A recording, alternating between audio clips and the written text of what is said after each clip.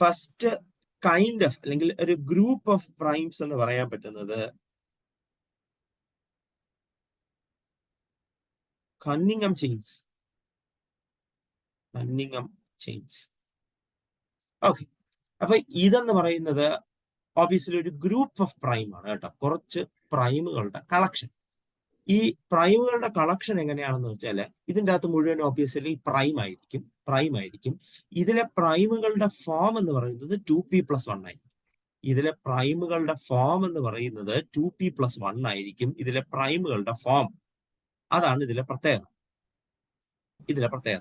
Say for example, നിങ്ങൾക്ക് ഈ ഒരു പുള്ളിക്കാരനിലെ ആദ്യത്തെ ആള് പി ആയിരിക്കും. ആദ്യത്തെ ആള് 2 ആയിരിക്കും. 2. അതിനുശേഷം നിങ്ങൾ അടുത്ത് കണ്ടുപിടിക്കുന്നത് എങ്ങനെയാന്ന് പറഞ്ഞാൽ ഈ 2നെ 2 കൊണ്ട് മൾട്ടിപ്ലൈ ചെയ്ത് 1 കൂട്ടണം. 2 × 2 4. 4 + 1 5. 5 is പ്രൈം. നമുക്ക് സ്റ്റാൻഡ് ചെയ്യാം. അടുത്ത് 5നെ 2 കൊണ്ട് മൾട്ടിപ്ലൈ ചെയ്യുക, 1 കൂട്ടുക. 5നെ 2 കൊണ്ട് മൾട്ടിപ്ലൈ ചെയ്യുക, 1 കൂട്ടുക. 2 × 5 is 10 + 1 is 11. It is again prime. We can keep that. അടുത്ത the process continues. 11നെ 2 കൊണ്ട് മൾട്ടിപ്ലൈ ചെയ്യുക. 22 + 1 is 23. Again prime. We can keep that. അടുത്ത 23 × 2, that is 46. 46 + 1 is 47. 47 prime ആണ്, കീപ്പ് ചെയ്യാം. നെക്സ്റ്റ് 47 × 2. 47 × 2 is 94. 94 + 1 is 95. 95 പ്രൈം അല്ല. 95 prime അല്ല. അതുകൊണ്ട് ഇവിടെ വെച്ച് നിർത്താം. Done. And this is a Cunningham chain.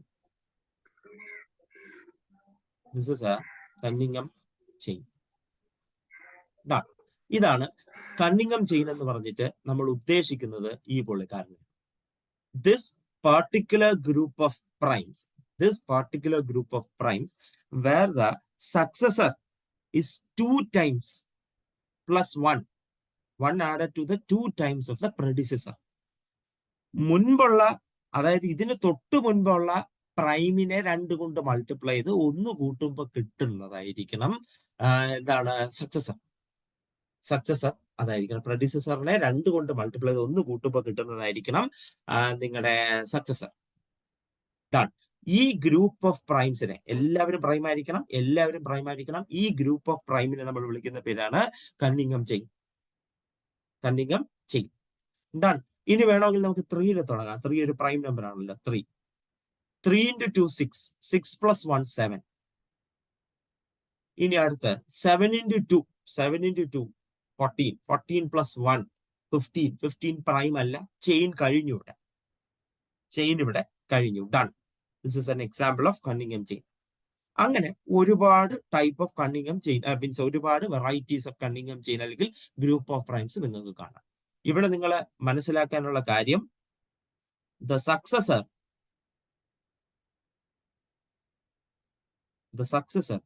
is 1 added to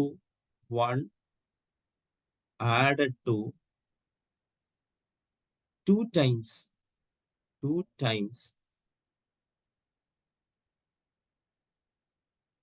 the predecessor. ഇതാണ് predecessor. Sorry, spelling mistake ആണെന്ന് തോന്നുന്നു കേട്ടോ. 1 added to the 2 times the predecessor.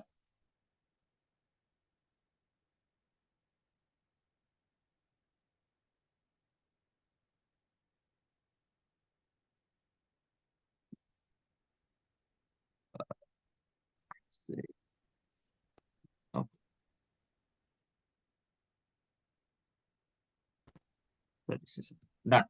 ഇതാണ് കണ്ണിങ്ങം ചെയിൻ. ഡൺ, കഴിഞ്ഞു. നെക്സ്റ്റ് ഇതുപോലെ തന്നെ നെക്സ്റ്റ് ടൈപ്പ് ഓഫ് പ്രൈം ആണ് നമ്മൾ അടുത്ത് പോകുന്നത്. This is palindromic primes.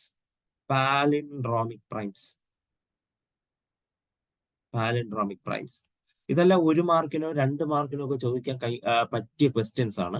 2 മാർക്കിനോ 4 മാർക്കിനോ ഒക്കെ ചോദിക്കാൻ പറ്റിയ ഗ്രൂപ്പ് ഓഫ് ക്വസ്റ്റ്യൻസ് ആണ്. Next we will be discussing palindromic primes. Palindrome എന്ന് പറയുന്നത് ഈ മുൻപിൽ നിന്ന് വായിച്ചാലും പിന്നിൽ നിന്ന് വായിച്ചാലും ഒരുപോലെ ഇരിക്കുന്ന നമ്പേഴ്സ് ആണ് കേട്ടോ. So for example 5225, this is A palindrome. This is A palindrome. അതായത് ഇയാളെ തിരിച്ചെഴുതിയാലും 5225 തന്നെയായിരിക്കും. നൗ 313, 313യെ നേരെ എഴുതിയാലും തിരിച്ചെഴുതിയാലും 313 തന്നെയായിരിക്കും. പക്ഷേ 23 ഒരു പാലിൻഡ്രോം അല്ല. 23 ഒരു പാലിൻഡ്രോം അല്ല. ഓക്കെ, 23 ഒരു പാലിൻഡ്രോം അല്ല, കാരണം അത് 32 ആണ്. തിരിച്ചെഴുതി കഴിഞ്ഞാൽ 32 ആണ്. That is not a palindrome. Done. അപ്പൊ പാലിൻഡ്രോം എന്താണെന്ന് നിങ്ങൾക്ക് മനസ്സിലായി. ഈ പാലിൻഡ്രോം ടൈപ്പ് ഓഫ് പ്രൈംസ്, അതായത് പാലിൻഡ്രോമിക് ആയ പ്രൈം നമ്പേഴ്സിനെയാണ്, അതായത് തിരിച്ചെഴുതിയാലും നേരെ വായിച്ചാലും തിരിച്ചു വായിച്ചാലും ഒരേപോലെ ഒന്ന് തന്നെ ആയ പ്രൈമിനെയാണ് നമ്മൾ പാലിൻഡ്രോമിക് പ്രൈംസ് എന്ന് പറയുന്നത്. Palindromic primes. ഇവരാരും അങ്ങനത്തെ ഒരാളല്ല. ഞാൻ പാലിൻഡ്രോമിന് എക്സാമ്പിൾ പറഞ്ഞതേ ഉള്ളൂ. പാലിൻഡ്രോമിക് പ്രൈംസ് എന്ന് പറയുമ്പോൾ 2 ഒരു പാലിൻഡ്രോമിക് പ്രൈം ആണ്. നിങ്ങൾ ഇയാളെ നേരെ വായിക്കൂ 2 തന്നെ, തിരിച്ചു വായിക്കൂ 2 തന്നെ. ഒരു ഡിജിറ്റേ ഉള്ളൂ. അതുകൊണ്ട് പിന്നെ വേറെ പ്രശ്നങ്ങളൊന്നുമില്ല. നൗ 3 നോക്കൂ. 3നെ നേരെ വായിച്ചാലും 3, ബാക്കിൽ നിന്ന് വായിച്ചാലും 3, and 3 is a prime. Therefore, that is a palindromic prime. Next 5, 7. 1 ഡിജിറ്റുകളെല്ലാം palindrome ആണ്.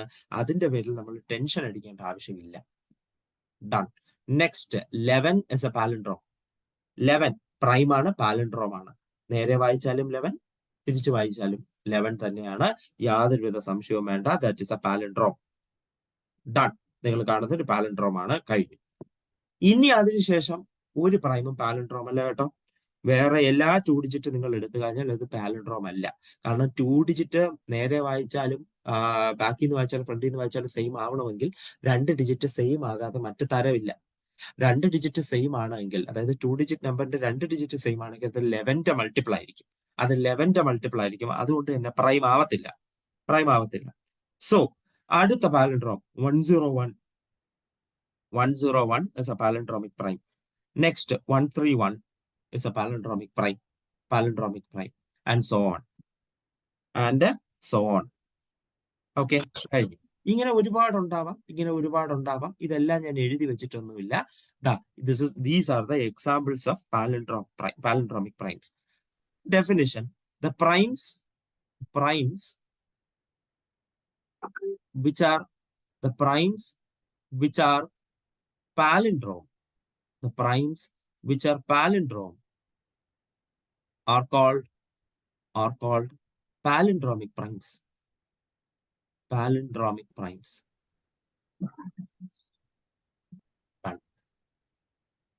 Primes which are palindrome is called palindromic primes. Palindrome എന്ന വാക്ക് നിങ്ങൾക്ക് മനസ്സിലായിട്ടുണ്ടെന്ന് വിചാരിക്കുന്നു. അങ്ങനെയാണെങ്കിൽ പ്രശ്നം. Palindromic primes, as simple as that. ഇപ്പൊ നിങ്ങൾ ഡെഫിനേഷൻ എഴുതി ജസ്റ്റ് ഒരു എക്സാമ്പിൾ മാത്രം കൊടുത്താൽ മതിയാവും. കാര്യം കഴിയും. Now, next type of prime, it is called rep units. അഥവാ repeated units. Okay,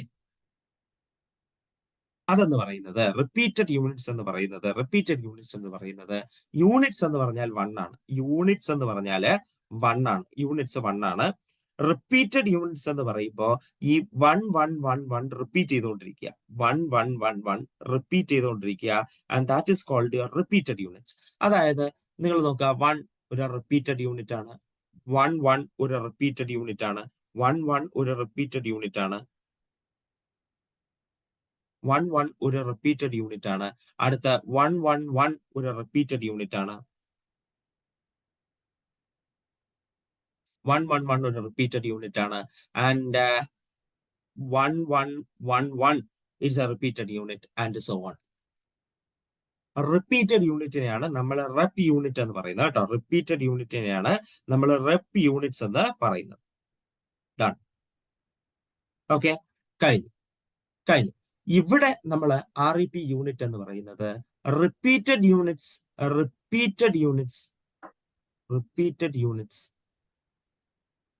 which are primes which are primes are called rep units. Repeated units which are primes are called a rep unit. Is called a rep unit. അതായത് 1 മാത്രം digit ആയി വരുന്ന prime numbers, 1 മാത്രം digit ആയി വരുന്ന prime numbers ആണ് ഇവർ ഈ പറയുന്ന റെപ്പ് യൂണിറ്റ്സ്. ഡൺ. ഇനി നിങ്ങൾ നോക്കുക എന്താണ് എക്സാമ്പിൾ.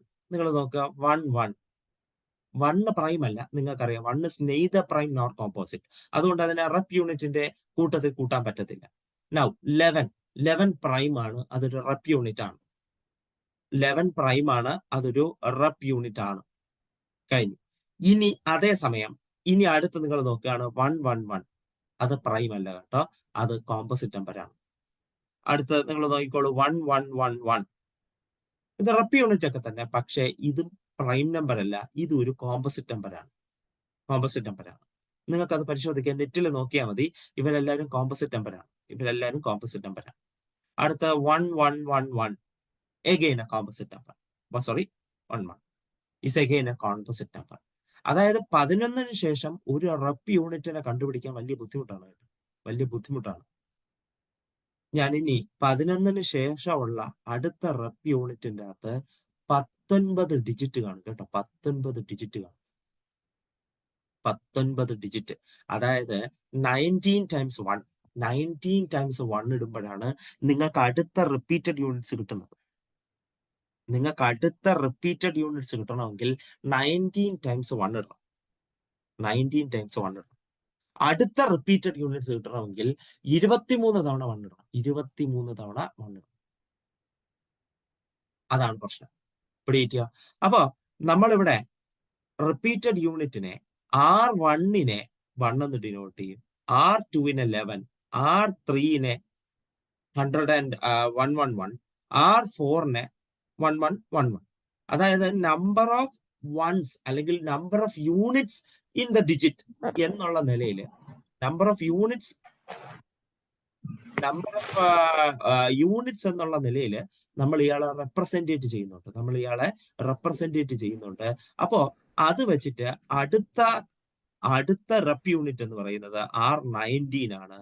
അതിനുശേഷം R23 ആണ്, എക്സെട്ര. അതായത് എനിക്ക് ഈ 19 തവണ ഈ 1 1 1 1 എന്ന് ഇട്ടുകൊണ്ടിരിക്കുന്ന ബുദ്ധിമുട്ട് കാരണമാണ് നമ്മൾ അയാളെ അങ്ങനെ ഡിനോട്ട് ചെയ്യുന്നത് കേട്ടോ. അങ്ങനെയാണ്. പിടികിട്ടിയല്ല? അപ്പോ ഇതിന്റെ ഒരു ഡിനോഷൻ ആണ് നമ്മൾ എഴുതുന്നത്. Rep unit with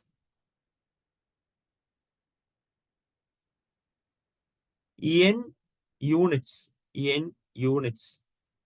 is denoted by Rn. A rep unit with n units is denoted by Rn. അപ്പൊ അത് വെച്ചിട്ട് നിങ്ങൾക്ക് എന്താണ് ഇഷ്ടം പോലെ റെപ്പ് യൂണിറ്റ്സിനെ ഡിനോട്ട് ചെയ്യാം. ഡെഫിനേഷൻ മാത്രമേ ചോദിക്കുകയുള്ളൂ. ഒരു എക്സാമ്പിൾ എഴുതാൻ അവർ നിർബന്ധിക്കുകയാണെങ്കിൽ നിങ്ങൾ അപ്പൊ തന്നെ 11 എഴുതി വെക്കുക. 11 ആണ് റെപ്പ് യൂണിറ്റ്സ്, ഒരു റെപ്പ് യൂണിറ്റ് പ്രൈം. അതിനേക്കാൾ കൂടുതൽ എഴുതരുത്. 1 1 1 എന്നൊക്കെ ധൈര്യമായിട്ട് എഴുതി വെക്കരുത്. അത് ഒരിക്കലും ഒരു പ്രൈം നമ്പർ അല്ല, അതൊരു കോമ്പോസിറ്റ് നമ്പർ ആണ്. അയാളെ നമുക്ക് 3 കൊണ്ട് ഡിവൈഡ് ചെയ്യാം. Done. Now, next is twin prime.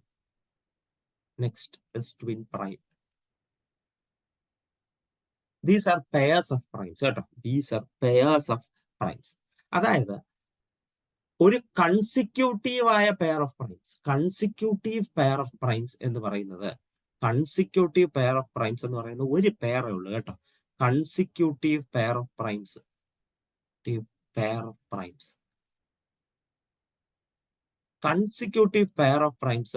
ഒരു പെയറേ ഉള്ളത് 2 3 ആണ് കേട്ടോ. അടുത്തടുത്ത് കിടക്കുന്ന പെയർ ഓഫ് പ്രൈംസ് ഈ 2 3 മാത്രമേ ഉള്ളൂ. അത് 2 3 പ്രത്യേകതയാണ്. അടുത്തടുത്ത് കിടക്കുന്ന ഇവർ 2 മാത്രമേ ഉള്ളൂ. വേറെ ഏത് 2 പ്രൈം എടുത്താലും അവർ 2 അടുത്തടുത്ത് കിടക്കുമായിരിക്കില്ല. അവർ തമ്മിൽ ഡിഫറൻസ് കാണും. ഓക്കെ. ട്വിൻ പ്രൈം എന്ന് പറയുന്നത് പെയർ ഓഫ് പ്രൈംസ്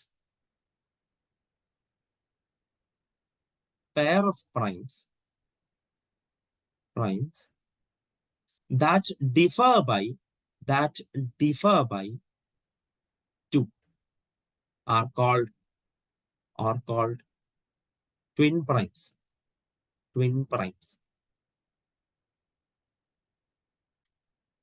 രണ്ട് പ്രൈമുകൾ, അതായത് പെയർ ഓഫ് പ്രൈംസ്, അവര് തമ്മിലുള്ള വ്യത്യാസം രണ്ടായിരിക്കും. Pair of primes such that അവര് തമ്മിലുള്ള വ്യത്യാസം രണ്ടായിരിക്കും. അങ്ങനെയുള്ള പ്രൈമിനെയാണ് നമ്മൾ ട്വിൻ പ്രൈം എന്ന് പറയുന്നത്. അങ്ങനെയാണ്. Say for example 3,5. 3യും 5ഉം തമ്മിലുള്ള വ്യത്യാസം രണ്ടാണ്. They are twin primes. അടുത്ത 5,7, അവര് തമ്മിലുള്ള വ്യത്യാസം രണ്ടാണ്. Again they are twin primes. Proceeding similarly, we can get 11,13 twin primes. രണ്ടുപേരും പ്രൈം ആണ്, ഡിഫറൻസ് രണ്ടാണ്. 17,19 and so on. These are the collection of twin primes. ഇനിയുണ്ട് കേട്ടോ. ഇതിങ്ങനെയൊന്നും നിൽക്കുന്ന കൂട്ടത്തിലൊന്നുമല്ല, ഇഷ്ടം പോലെ ഉണ്ട്. ഓക്കെ, അപ്പൊ ട്വിൻ പ്രൈംസിന്റെ ഡെഫിനേഷൻ കഴിഞ്ഞു. ട്വിൻ പ്രൈംസിന്റെ കൂട്ടത്തിൽ ഞാനൊരു പ്രത്യേക കാര്യം ആദ്യമേ എടുത്ത് പറഞ്ഞതേ ഉള്ളൂ. Consecutive primes, pair of consecutive primes നിങ്ങളോട് ചോദിക്കുകയാണെങ്കിൽ അത് 2, 3 മാത്രമാണ്. ബാക്കി പ്രൈമുകൾക്ക് എല്ലാവർക്കും തമ്മിലുള്ള വ്യത്യാസം 2 2 കൂടുതലോ കാണും. 3 2 തമ്മിലുള്ള വ്യത്യാസം 1 അടുത്തടുത്ത് കിടക്കുകയാണ്. പക്ഷെ പിന്നെ 2 2 കൂടുതലോ ആയിരിക്കും തമ്മിലുള്ള വ്യത്യാസം. അങ്ങനെ വ്യത്യാസം 2 ആകുന്നതിനെയാണ് നമ്മൾ ട്വിൻ പ്രൈം എന്ന് പറയുന്നത്. ട്വിൻ പ്രൈം കഴിഞ്ഞു. Now, next is Brunn's constant.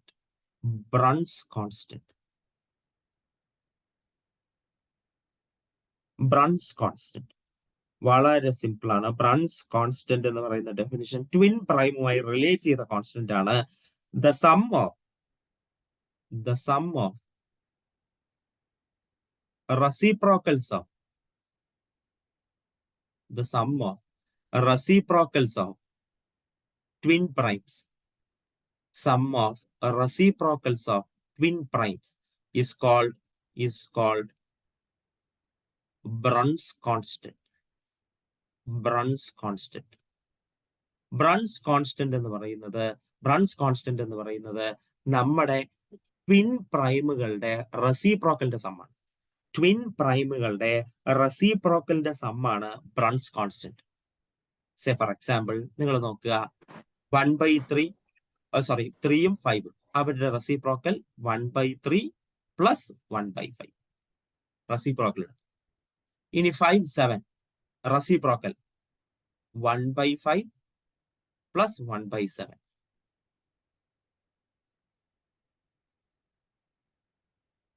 Next, 11 and 13. 1/11 plus 1/13. 1/11 plus 1/13. റെസിപ്രോക്കലിന്റെ some എടുത്തു. Next 1/17 plus 1/19. റെസിപ്രോക്കലിന്റെ സം എടുത്തു. ഇങ്ങനെ പോസിബിൾ ആയിട്ടുള്ള എല്ലാ ട്വിൻ പ്രൈമുകളുടെയും റെസിപ്രോക്കലിന്റെ സം.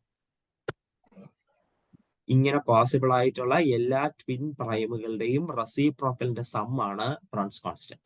നിങ്ങൾ ആലോചിക്കുക, ഇവിടെ 3യും 5ഉം ട്വിൻ പ്രൈം ആണ്, 5ഉം 7ഉം ട്വിൻ പ്രൈം ആണ്. അതുകൊണ്ട് 5 ഒരു തവണ എടുക്കാൻ പാടുള്ളൊന്നുമില്ല കേട്ടോ. 5ന്റെ റെസിപ്രോക്കലിനെ 2 തവണ എടുക്കുക. അതായത് പെയർ ആയിട്ടാണ് റെസിപ്രോക്കൽ എടുക്കുന്നത്. ഇങ്ങനെ കിട്ടുന്ന നമ്പറിന്റെ സമ്മിനെയാണ് നമ്മൾ ബ്രൺസ് കോൺസ്റ്റന്റ് എന്ന് പറയുന്നത്. നിങ്ങൾ മനസ്സിലാക്കണം, ഇതുവരെ എല്ലാ പെയർ ഓഫ് ട്വിൻ പ്രൈംസും നമ്മൾ കണ്ടുപിടിച്ചിട്ടില്ല.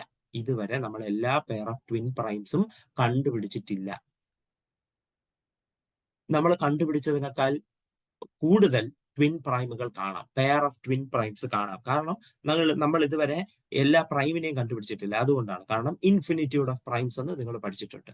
പക്ഷെ എന്നിട്ട് പോലും ഈ ട്വിൻ പ്രൈമിന്റെ റെസിപ്രോക്കലിന്റെ സമ്മിനെ അവർ approximate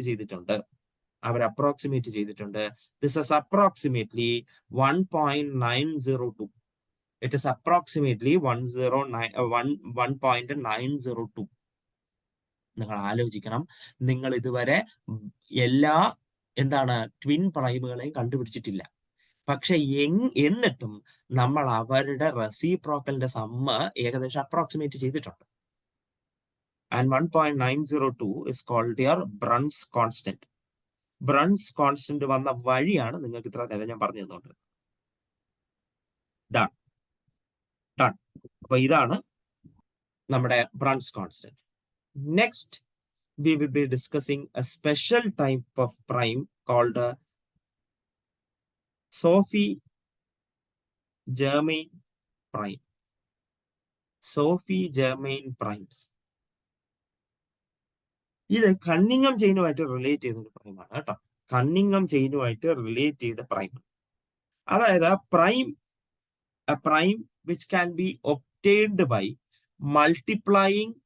multiplying a prime with 2 and adding 1 to it. കണ്ണിങ്ങം ചെയിന് 2p+1 എന്ന് പറഞ്ഞ് പ്രൊസീഡ് ചെയ്തുകൊണ്ടാണ് ഇരിക്കുന്നത്. ചെയിനാണ്. പക്ഷേ സോഫി ജേമിയൻ പ്രൈം എന്ന് പറയുന്നത് ഒരു ചെയിൻ അല്ല. ഒരു സ്പെസിഫിക് പ്രൈമിനെ നിങ്ങൾക്ക് സോഫി ജേർമൻ പ്രൈം എന്ന് പറയണമെങ്കിൽ ഒരു it should be 1 added to twice a prime. 1 added to twice a prime is a Sophie German prime. Sophie German prime എന്ന് പറയുന്നത് 1 added to twice of a prime. The primes of the form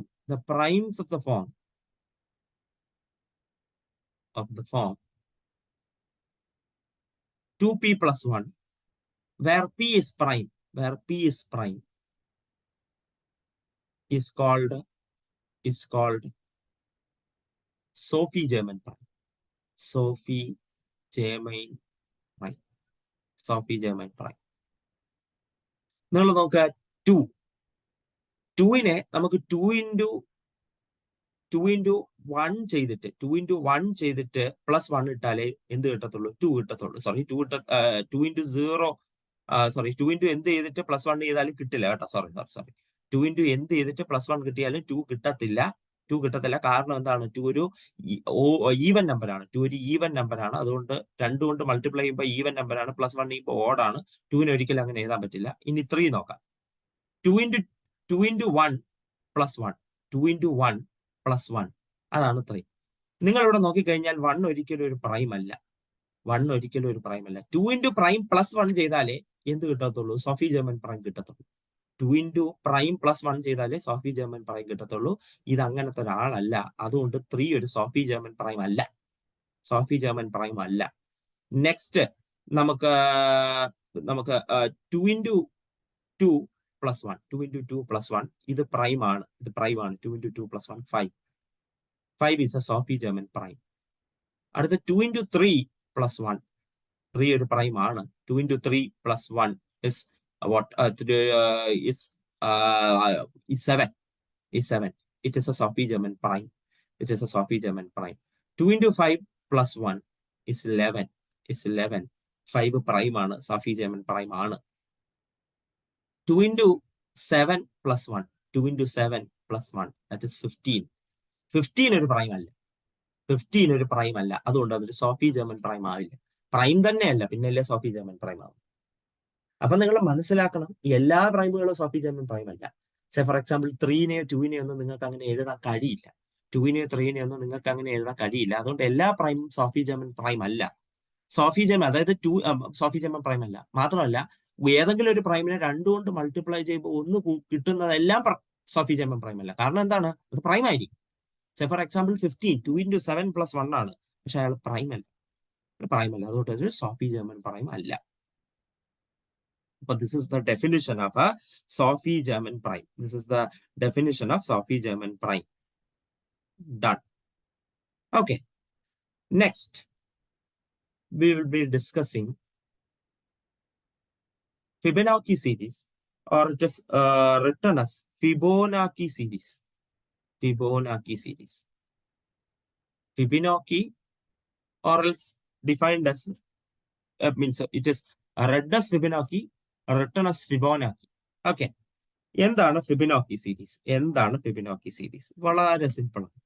Fibonacci series ഒരു group of numbers ആണ്. Fibonacci series എന്ന് പറയുന്നത് ഒരു group of numbers ആണ്. ഇവിടെ ആദ്യത്തെ 2 പേർ 1ഉം 1ഉം ആണ് ആദ്യത്തെ നമ്പേഴ്സ്. ഇനി അടുത്ത നമ്പറിനെ കാണണമെങ്കിൽ തൊട്ടു മുൻപുള്ള 2 പേരെ കൂട്ടണം. അതായത് 1 + 1 അടുത്ത നമ്പർ 2 ആണ്. ഇനി അടുത്ത നമ്പറിനെ കാണണമെങ്കിൽ തൊട്ട് മുമ്പുള്ള രണ്ടുപേരെ കൂട്ടണം. 1 + 2 3. അടുത്തത് കാണുമെങ്കിൽ 2 + 3 5. അടുത്തത് 3 + 5 8. അടുത്ത 5 + 8 13 and so on. This particular series is called a Fibonacci series. This particular series is called a Fibonacci series, or the numbers is called a Fibonacci numbers. Is called a Fibonacci numbers. Done. None. Fibonacci numbers is denoted as capital Fn. Fibonacci numbers is written as capital, denoted by Fn. nth Fibonacci നമ്പറിനെ നിങ്ങൾ denote ചെയ്യുന്നത് ഇങ്ങനെയായിരിക്കും. അതായത് നിങ്ങളുടെ F1 first Fibonacci number 1, second Fibonacci number 1, third Fibonacci number 2, fourth Fibonacci number 3 and so on. നിങ്ങൾ ഇവിടെ കാണുന്നതാണ്. And the Fibonacci series is defined to be, ആദ്യത്തെ ആളും രണ്ടാമത്തെ ആളും 1. F1 ആൻഡ് F2 1 ആയിരിക്കണം. F1 ആൻഡ് F2 1 ആയിരിക്കണം. ഡൺ. ഇനി അതിനുശേഷമുള്ള ആളെ കണ്ടുപിടിക്കണമെങ്കിൽ Fn-നെയും Fn+1-നെയും ആഡ് ചെയ്യുമ്പോൾ അതിനുശേഷമുള്ള ആള്, അതായത് Fn+2 കിട്ടും. Fn-നെയും Fn+1-നെയും ആഡ് ചെയ്യുകയാണെങ്കിൽ അതിനുശേഷമുള്ള ഫിബൊനാച്ചി നമ്പർ Fn+2 കിട്ടും. Where n greater than or equal to 1. Where n greater than or equal to 1. And this is the definition of a Fibonacci series. This is the definition of a Fibonacci series. A series 1, 1, 2, 3, 5, etc. നിങ്ങൾ കണ്ടു, ഞാനത് എങ്ങനെ എഴുതിയെന്ന് നിങ്ങൾ കണ്ടു. That is called a Fibonacci series and it is denoted by Fn, capital Fn. And it has a formula. It is a recurring formula. ഈ formula ഒരു കാരണവശാലും മറക്കരുത്. ഇത് പരീക്ഷയ്ക്ക് ചോദിച്ചാൽ എഴുതാനുള്ളതാണ്. F1 F2, അതായത് ആദ്യത്തെ രണ്ടുപേരും 1. പിന്നെയുള്ള ആളെ കണ്ടുപിടിക്കണമെങ്കിൽ അതിന് മുൻപുള്ള രണ്ടുപേരെ കൂട്ടി വെച്ചാൽ മതി. അതായത് Fn+1 ചെയ്യുമ്പോൾ അടുത്ത ടേമായ Fn+2 കിട്ടും. Fn+2 കിട്ടും. And that is your Fibonacci series. Done. Now, next one, and the final one, it is called Fermat numbers. Fermat's numbers.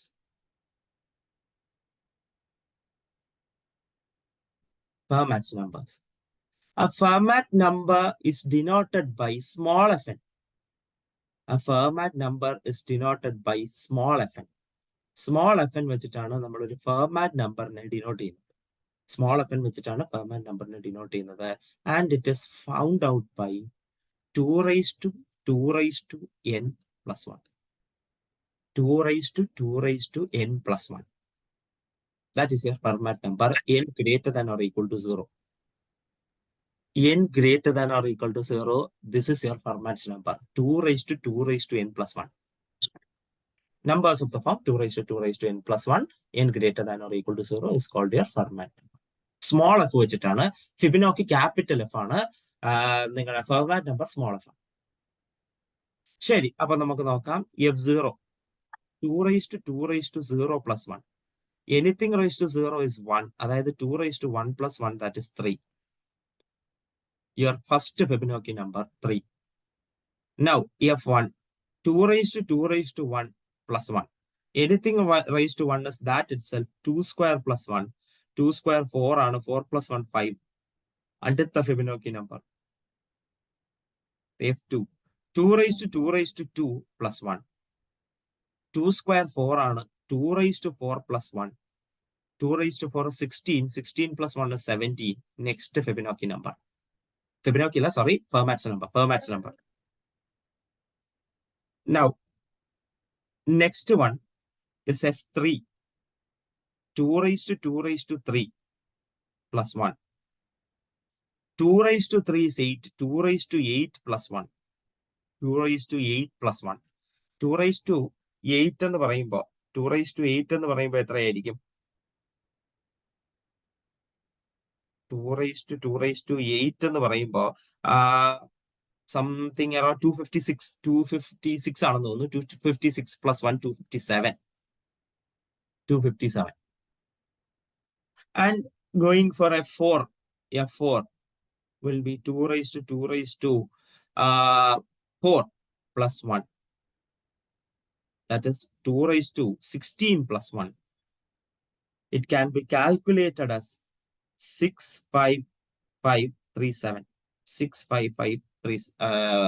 65537. Done. അപ്പൊ ഇങ്ങനെ നമുക്ക് എത്രാമത്തെ ഫെർമാറ്റ്സ് നമ്പർ വേണോ കാൽക്കുലേറ്റ് ചെയ്യാം. എത്രാമത്തെ ഫെർമാറ്റ്സ് നമ്പർ വേണോ കാൽക്കുലേറ്റ് ചെയ്യാം.